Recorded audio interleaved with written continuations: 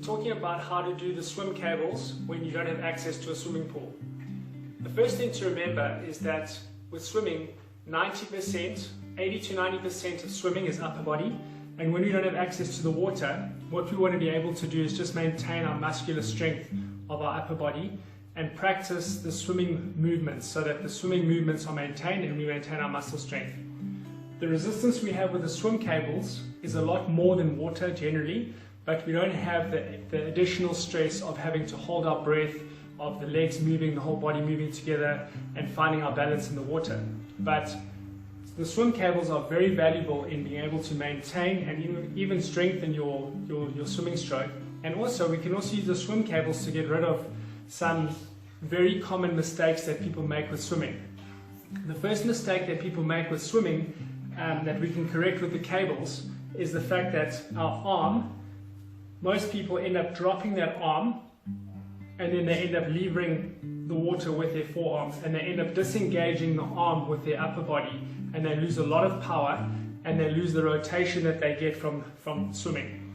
So what one should try and do is one should try and get that elbow slightly out and get that arm to pull in directly back with a straight motion and using the body rotation to go with it.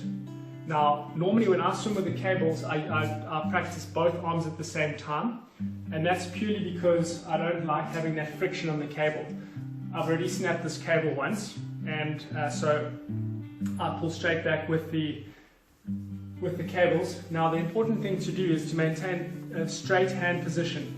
So you grab the cables and you get your hand flat in the cable, and basically what you want to do is point your head forward and pull straight back. Now that mimics the swimming action, so what you're going to do is you're doing a motion that does the swimming action right there. Important again, get the elbow slightly out and then pull straight back.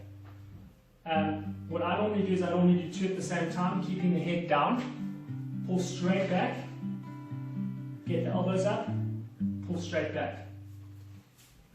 Now, in terms of how much of it one does, that depends on your training program. For me, if I'm swimming in a 50-meter pool, I will do 20 strokes with one arm.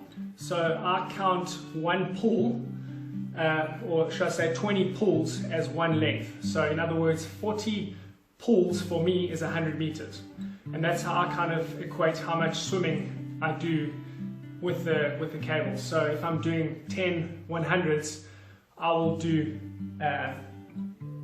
40 of these, and we will repeat that 10 times with the break that is on the training program.